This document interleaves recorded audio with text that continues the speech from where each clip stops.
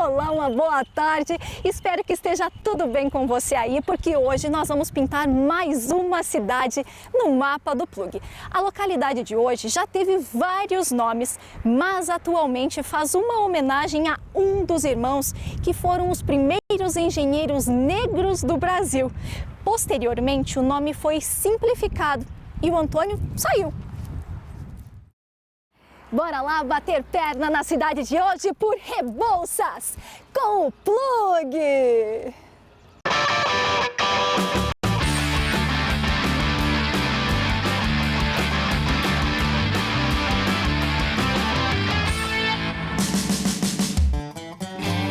Essa é a cidade de número 143 que conseguimos percorrer e te levar de carona. E ainda estamos devendo uma visita para as outras 256 cidades.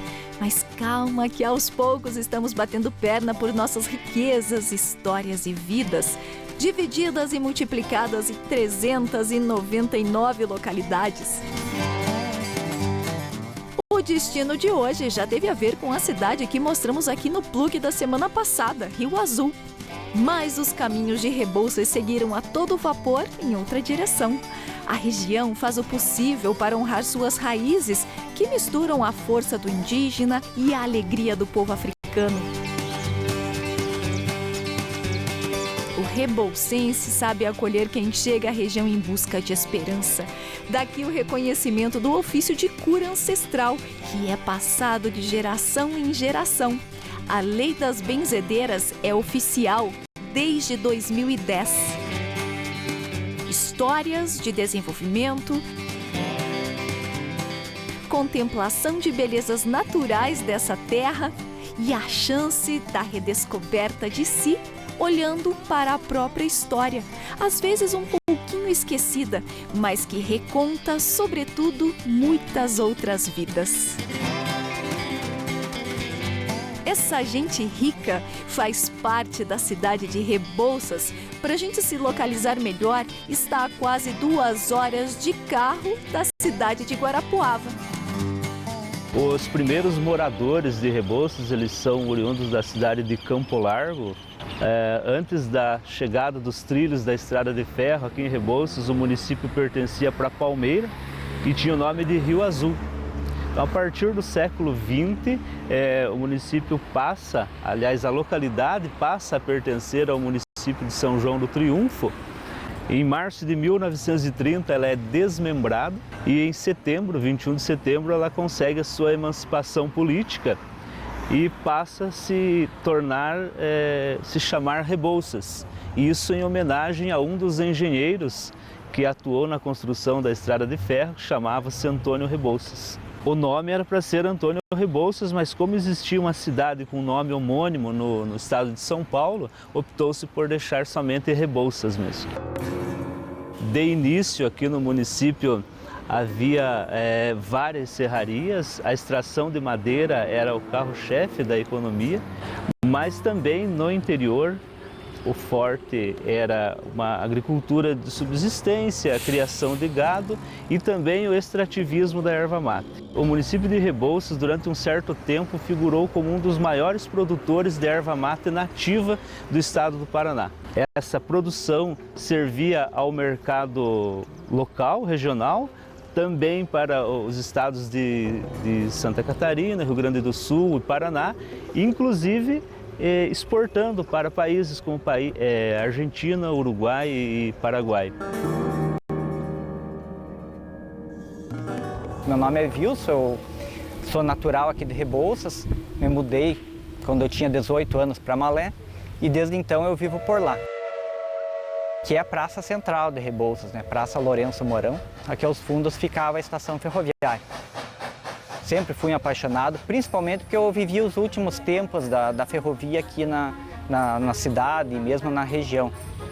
Meu avô avô materno, era ferroviário, meu bisavô paterno também era ferroviário, trabalhou aqui do ladinho, onde existia a ferraria da rede ferroviária. Então esse aqui sempre foi um motivo que me motivou, pelo menos, a não deixar apagar essa história tão importante aqui de Rebouças e toda a região. Bom, a ferrovia, na verdade, tem toda a importância para Rebouças, né? Porque foi a partir da chegada dos trilhos que Rebouças começou a surgir como cidade. Até então não tinha nada. A partir da inauguração começou a chegar bastante madeireiras para explorar um dos principais recursos de Rebouças, que era a madeira, a erva mate. E começou a surgir aqui no entorno dessa praça, hotéis que recebiam muitos viajantes, o próprio comércio começou a crescer e Rebouças começou a prosperar, né? Enquanto houve a ferrovia, começou a crescer mesmo a ferrovia, a cidade também teve um período áureo, né, de crescimento. Rebouças era a chefia, era aqui que comandava toda a região, mas a partir de quando foi criado uma nova ferrovia que liga desde Mafra até Vacaria, lá no Rio Grande do Sul, a tronco principal sul, que era essa aqui atrás, ela perdeu a sua importância. Deixaram de investir, e isso foi já na época da rede ferroviária. Eles criaram uma nova ferrovia e essa aqui, em vez de ser remodelada, ter um investimento nela, continuar o investimento que havia na época da rede viação, deixou de se investir. E aos poucos foi perdendo, cada vez menos movimento, cada vez menos carga se transitava aqui e a ferrovia foi perdendo a sua força aqui na região. No início de 1989, janeiro, início de fevereiro, a ferrovia foi de vez desativada. A última viagem que eles tiveram que vir abrindo o caminho, porque o mato já tinha tomado conta, né, dos trilhos, então levou bastante tempo. Eles levaram quase 3 horas para chegar aqui de Engenheiro Gutierrez a Rebouças, só 17 quilômetros, é um trecho bem curtinho. Mas eles fizeram a limpeza de todo o trajeto até Lamenduí, para daí vir retirando todos os trilhos e um pouco de dormento que dava para aproveitar, né? Hoje não tem mais nada, infelizmente foi desmanchada a estação, foi retirada a plataforma, só restou uma casa mesmo e a casinha do vagonete que ainda existe. E a ponte do Rio Putinga, que foi o pouco que sobrou da ferrovia aqui na nossa cidade. É lá que vamos mostrar essa última lembrança. De carro, uns 15 minutos saindo do asfalto, cruzando algumas lavouras e então pedimos autorização para entrar onde hoje é uma criação de abelhas. Então aqui é a ponte de ferro sobre o Rio Putinga. É um dos últimos resquícios da ferrovia que restou, né? Então aqui fazia 17 anos que eu não vinha nesse local. Então está totalmente coberto pelo mato, tem algumas caixas de abelha. Ela está em completo abandono, né? A ponte hoje não tem manutenção nenhuma. Pelo que dá para perceber, ninguém transita por ela, né? Então tá bem, totalmente abandonada. Ainda restaram os dormentos originais, né? Eu acho que deveriam de pensar até em dar uso para essa ponte. Quando deu as grandes enchentes, a ponte de rodagem lá na BR ela é coberta pela água. Chega a pegar 2, 3 metros de água em cima do asfalto. E aqui era um dos poucos caminhos em que a água dessas enchentes não atinge. Então poderiam colocar pranchões hoje de madeira, abrir onde era a ferrovia para trafegar. Poderia até ser usado na parte de turismo, né? O sonho sempre existe, né? Eu acho que se um dia pudesse, mesmo que não fosse no mesmo local, aqui comportaria hoje uma ferrovia, né? Se houvesse a possibilidade de ter um passeio turístico, recolocando os trilhos, nem que fosse de vez em quando o uso dessa ferrovia para atividade turística, seria muito bem-vindo, né?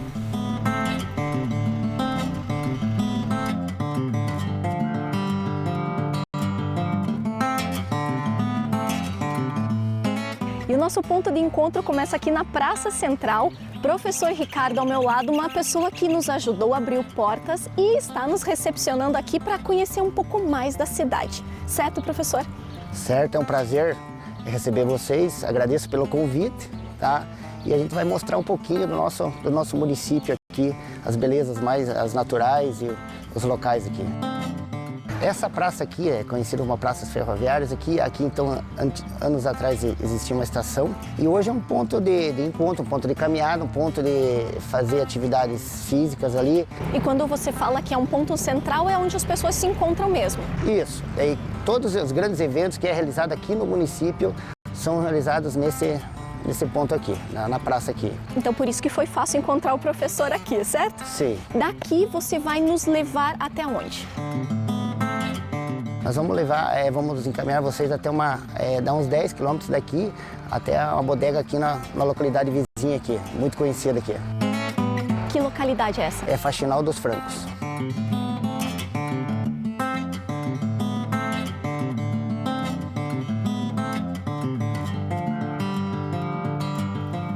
Essa é a bodega Sabim, depois de pegar a estrada de chão, entrar na PR-364, essa é a Lídia. Chega aqui pro lado de cá pra gente conversar, Lídia.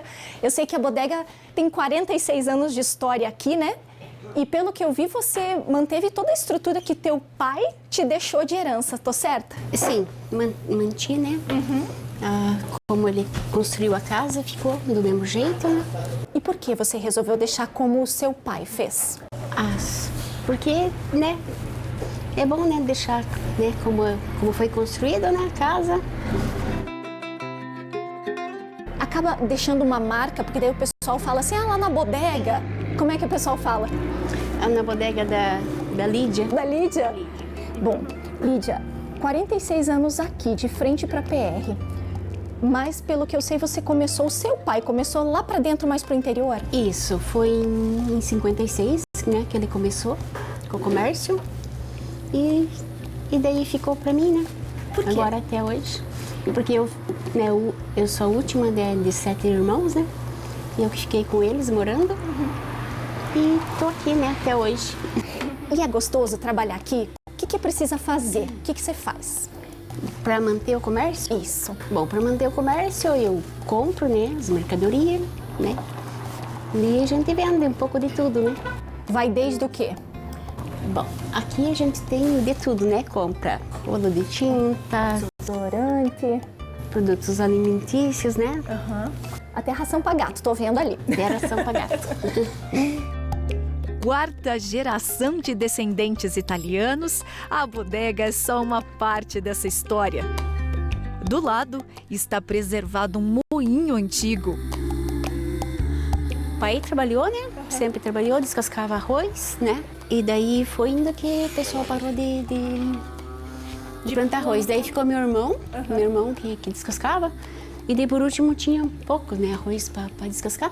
Aí teve que parar de trabalhar porque não tinha Mais arroz. mais arroz. E aqui é o arroz. Aí o arroz. Como é que entrava o arroz? Por onde? Bom, o arroz a gente colocava aqui, né? Colocava o arroz aqui, o farelo saía aqui, o arroz saía aqui, Daí descascado. descascado. Farelo era a casca. O farelo e a casca saía pra fora aqui, que tinha aquele cano lá. E do lado era o quê? Lá era o moinho de fazer fubá. O milho também o pessoal trazia para fazer o fubá, daí o pai ficava lá e saía o fubá. Não se planta mais arroz, mas ainda se cultiva muito o milho. E daí o teu marido usa aqui, então, o espaço do galpão para... Pra fazer, ele moe um pouco de milho, né, pra dar pros porcos. Porque tem ali uns porquinhos. Porque daí vocês hoje têm criação também. Meio só. Lídia, obrigada por toda essa história de dividir um pouco desse momento. E o italiano vocês não falam em casa mais? Não, o italiano não. Não falamos mais.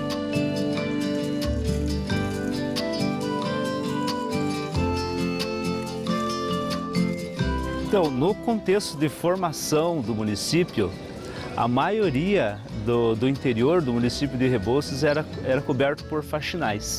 Uma forma de organização camponesa, em que existe uma coletividade. O faxinal ele é dividido entre terras de criar, terras de plantar. Esse sistema, aos poucos, foi sendo abolido por conta da nova lógica da agricultura, e hoje nós temos remanescentes no município de Rebouças 4 faxinais. A tradição dos mascarados ela existia em todos os faxinais que existiam em Rebouças. Como hoje só tem 4, desses 4 apenas uma comunidade ainda mantém a tradição dos mascarados. Ela é anterior mesmo à constituição política do município. Os mascarados, existem 2 linhas de pensamento, uma diz que essa tradição é oriunda dos povos indígenas, outra diz que é dos povos africanos. Na verdade, o entendimento geral é que é uma simbiose de elementos indígenas, elementos africanos e elementos autóctones, que surgiram aqui na própria comunidade. Durante os 3 dias de carnaval, eles saem fazer peregrinações durante esses 3 dias na comunidade, utilizando as ruas, as vielas do faxinal. O objetivo é o entretenimento das crianças, adultos e jovens. Em relação à indumentária dos mascarados, eles utilizam lonas, trapos, roupas velhas, arbustos.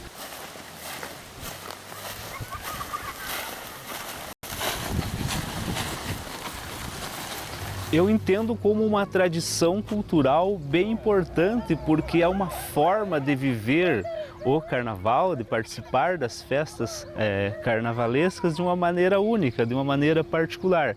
Eu não tenho conhecimento de que alguma localidade, em algum município da região, ainda preserve esse desfile dos mascarados.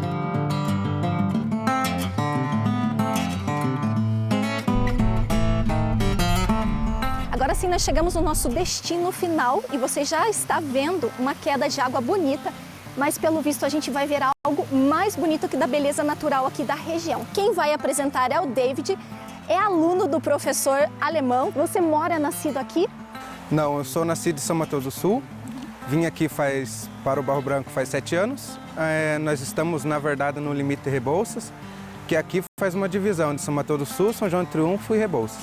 Que legal! E quem foi que te apresentou essa cachoeira que a gente vai conhecer? O meu padrasto. Que no que eu vim para cá, eles já, como era um lugar muito bonito e gostavam de ir, ele já me apresentou para me conhecer. E veio várias vezes? Vim, acho que mais de 10 vezes para cá. E é uma trilha difícil, fácil? Vamos dizer que tem o carreiro dos animais ali, sabe? Ah, a gente vai seguir, é? Mas é um carreiro porque aqui é um faxinal? É. Aqui antes era um faxinal grande, que todo mundo criava solto os animais e tudo. Só que daí agora, como teve muitas brigas e tudo por causa das roças, eles estão fechando tudo, tá acabando. Vamos seguir o caminho dos animais durante quanto tempo? Dá uns 10, 15 minutinhos.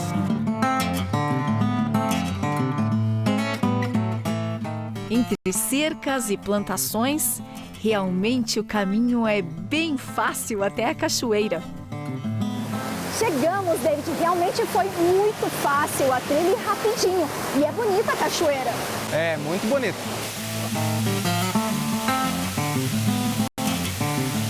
A cachoeira é um ponto turístico aqui, que é uma propriedade particular, só que é liberado todo mundo vir visitar, fazer trilhas, essas coisas.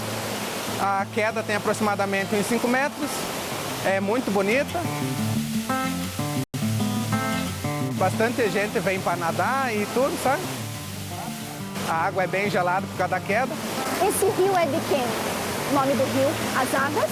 Das águas aqui é do Lajeado, que provavelmente vem de outro lugar, mas aqui nós chamamos de Lajeado.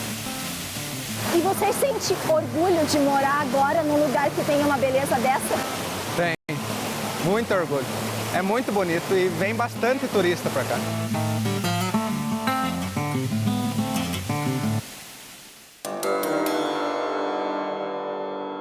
A Beata Hilda Aparecida Serpa é oriunda da cidade de Nonoai, no Rio Grande do Sul. Consta que ela teria tido sonhos reveladores de origem divina e a partir desse episódio ela inicia uma peregrinação saindo da cidade de Nonoai, no Rio Grande do Sul, passando por algumas cidades do estado do Rio Grande do Sul, adentrando Santa Catarina, chegando ao Paraná, com o objetivo final de chegar à cidade de Aparecida, no estado de São Paulo.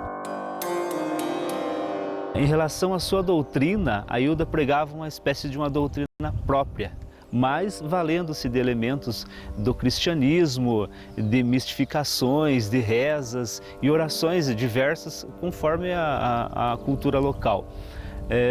Pode-se dizer que ela era uma líder messiânica, e isso se evidenciava tanto nos seus procedimentos, nas suas práticas, nos seus discursos, mas também na indumentária. A Ilda sempre se vestia com uma roupa preta, uma túnica preta, valendo-se de outros adereços, né, que a tornava distinta, né, do restante da população.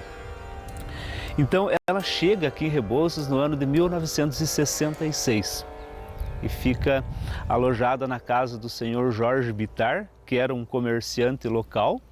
E ali ela começa a desenvolver, atender benzimentos, atendimento espiritual às pessoas que a procuravam, e havia já uma expectativa em relação à chegada dela por conta de um comentário, de uma pseudo-santificação que ela tinha, uma pseudo-santidade.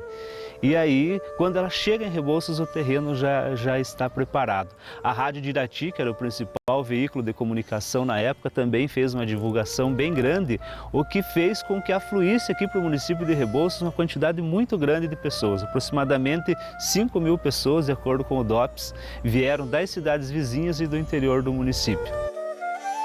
Ponto culminante dessa peregrinação da Ilda foi uma procissão que ela realizou. Essa procissão saiu da área central da cidade, que fica naquela região. Eles percorreram todo esse trajeto aqui, um percurso de aproximadamente 2 quilômetros, ela trazendo uma cruz nas costas e os seus seguidores a acompanhando. E mais ou menos nessa altura aqui foi plantada uma cruz, que aliás era uma das características da peregrinação dela, a fixação de uma cruz nos locais onde ela andava. Os discursos, as práticas que ela realizava, chocou-se com os interesses de alguns líderes religiosos locais, de alguns leigos também, que, contrários a essas práticas, vieram durante a madrugada, destruíram, era uma cruz de madeira, destruíram completamente a cruz, e isso gerou um clima de tensão na cidade entre os simpatizantes e seguidores de Ilda e os contrários às práticas que ela realizava. Essa cruz foi colocada depois que foi destruída de madeira, foi colocada essa cruz aqui.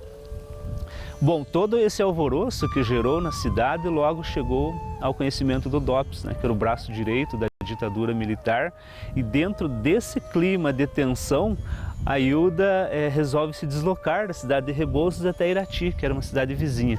Só que no meio do trajeto, o DOPS faz a prisão dela na altura do trevo da Unicentro, e nunca mais se ouviu falar do destino dessa personagem, e as lembranças dela ficaram somente no imaginário popular local.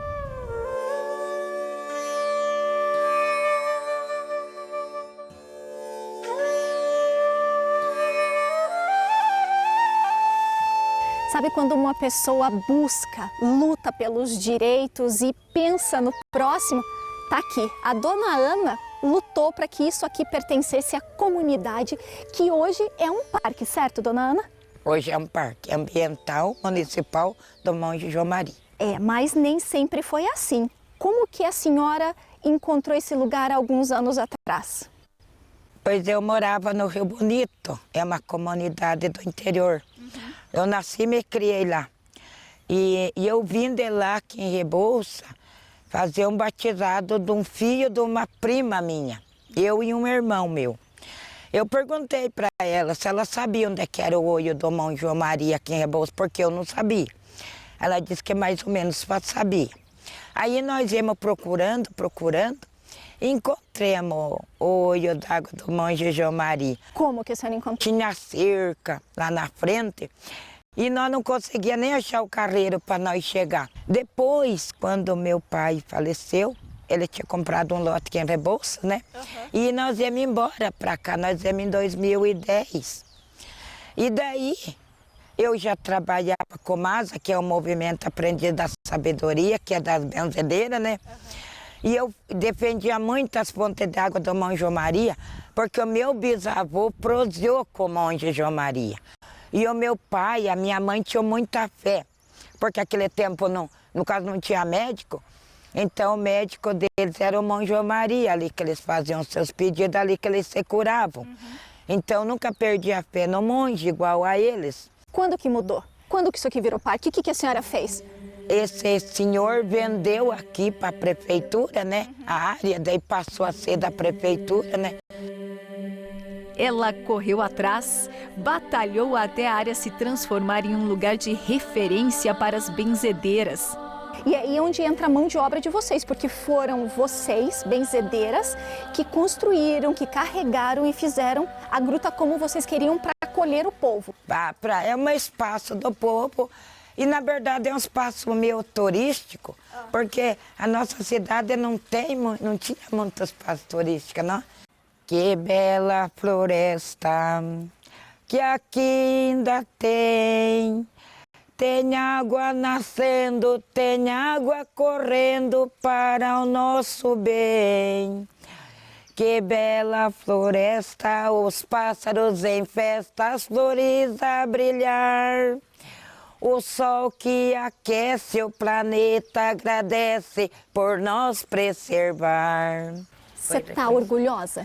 Oh, às vezes eu venho aqui e choro. E eu não posso estar aqui assim, que nem eu estou com vocês. Eu não posso falar muito porque nossa, fui chamada de louca. Isso era coisa dos antigos, que a juventude, as pessoas não acreditavam mais. E eu, toda a vida que eu venho aqui dar entrevista, sempre assim. É uma emoção grande. E se um dia eu sair daqui, que sei que aqui vai ser para toda a vida, para os pequenininhos verem. Monge João Maria, aquele passou, aquele benzia, que ele dormia, aqui consagrou.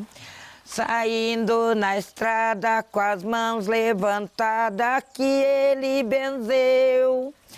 Deixando na história uma marca sagrada, no chão escreveu. No município de Rebouças são 169 benzedeiras mapeadas lá em 2009, né? E atualmente elas são respaldadas inclusive por leis e decretos, né?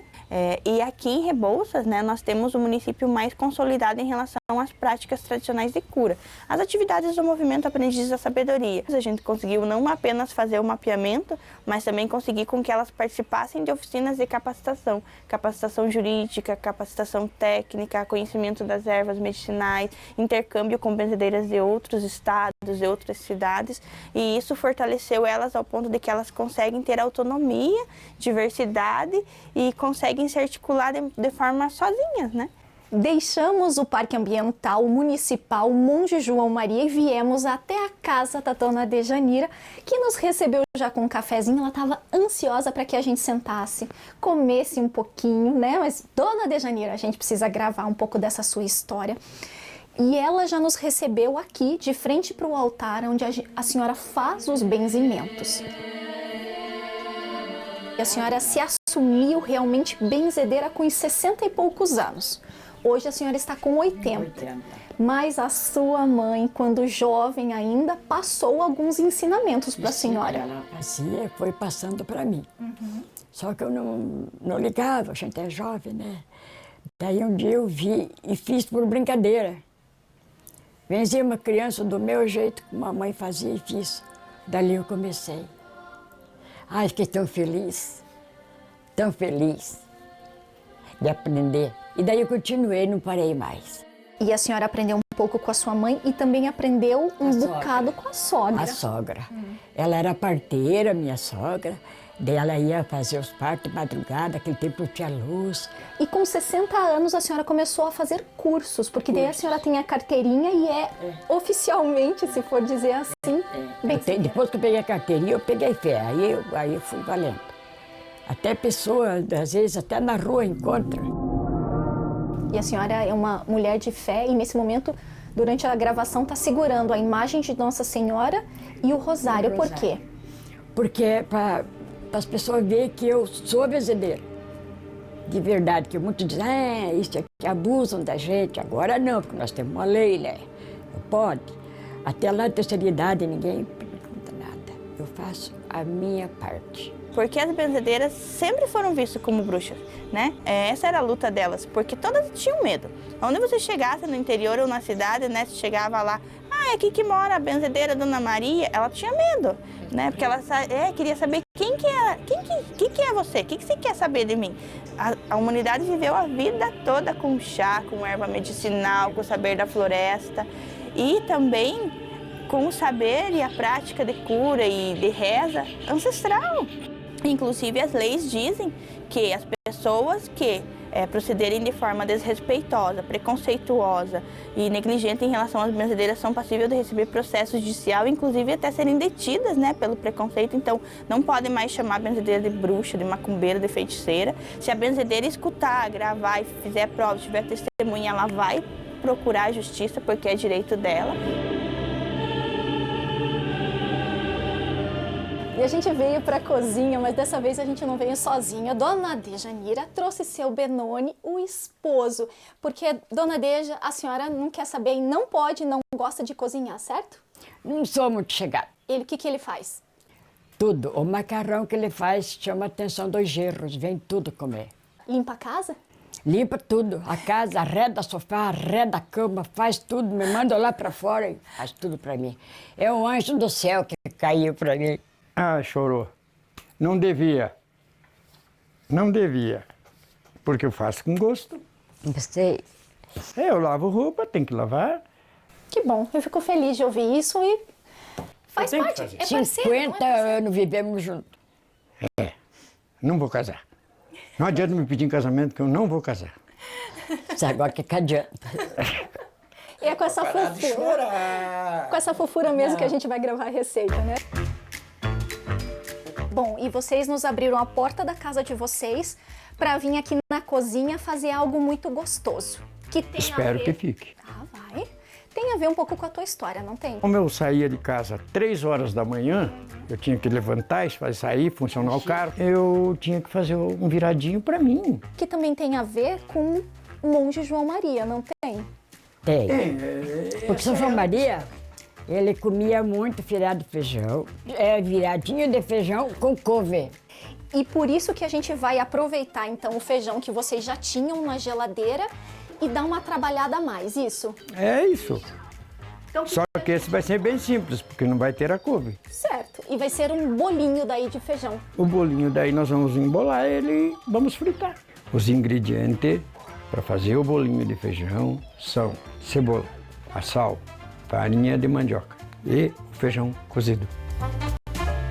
Seu Benoni, por onde o senhor começa? Eu vou começar primeiramente pondo o azeite, a cebola, daí vou ao fogão, mexendo a cebola, uma pitadinha de sal na cebola, aí que eu vou pegar o feijão. Esse feijão já está cozido, né? Sim. Bom, com caldo engrossado e tudo. Daí nós vamos dourandinho os dois, ali, o feijão, a cebola e tal. Mais uma pitadinha de sal no feijão, que ele pode estar sem sal, esse ali. E aí vai a farinha. A farinha eu faço assim, ó.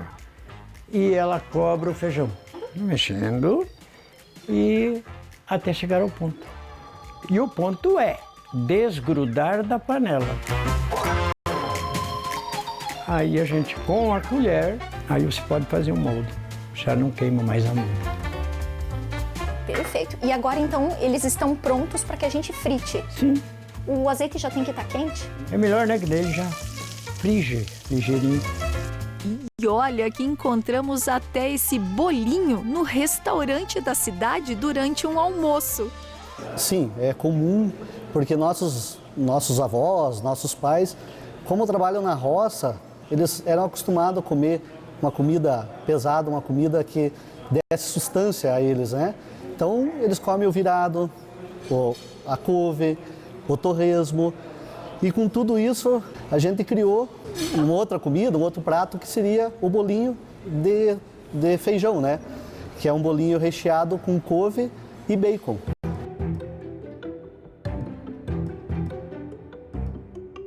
Quero saber o que o senhor achou, seu Benoni. Eu vou provar agora. Tá curioso? A senhora já tinha comido assim o bolinho de virado? Não, eu nunca comi. Bom. É bom. Bom mesmo ou o senhor tá me agradando? Não tô agradando não, eu sou sincero comigo mesmo, pode ver, se você quer não, é não. Se você quer sim, é sim. E a dona Dejanira ainda passou um cafezinho pra gente para acompanhar esse bolinho.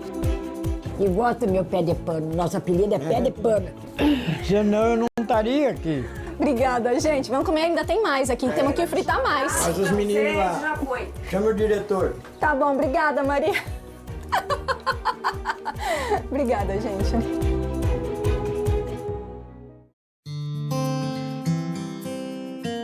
Plug de volta hoje na cidade de Rebouças.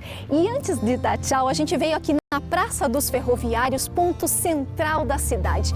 Um lugar que ajuda a recordar a história de quem viveu aqui e deixou as suas raízes, para lembrar e relembrar que os nossos antepassados lutaram, fizeram o melhor e cabe a nós viver de uma forma um pouco mais leve e sempre respeitando a nossa história. E você, conhece as suas raízes? Há algumas variáveis da cultura local aqui do município de Rebouças eu sintetizei nesse livro, Espaços Praticados, a história de Rebouças a partir do homem ordinário. Esse homem ordinário foi Albino Gonçalves, um personagem histórico que existiu em Rebouças e que guardou uma vasta documentação composta de fotografia, documentos escritos, relatos, composições musicais. Ele era um autodidata. Mesmo assim, ele se tornou professor, inclusive aposentou-se como professor do Estado, mas ele fez esse registro de diversas variáveis da cultura local e eu sintetizei essas variáveis da cultura local nesse livro. Então aqui eu falo sobre os mascarados, falo de economia, falo da escrita, os faxinalenses emergem aqui, porque ele era um faxinalense, ele emerge como detentor da escrita, uma escrita com especificidades locais, mas é um registro, né, de algumas variáveis da cultura local com enfoque no interior do município de Rebouças. E o Plug fica por aqui. Semana que vem te levamos para um passeio pela noite nos Campos Gerais. Paisagens famosas como o Buraco do Padre e Vila Velha, só que de noite. Bom final de semana, aproveite e divirta-se. Fique agora com o Estúdio C. Tchau!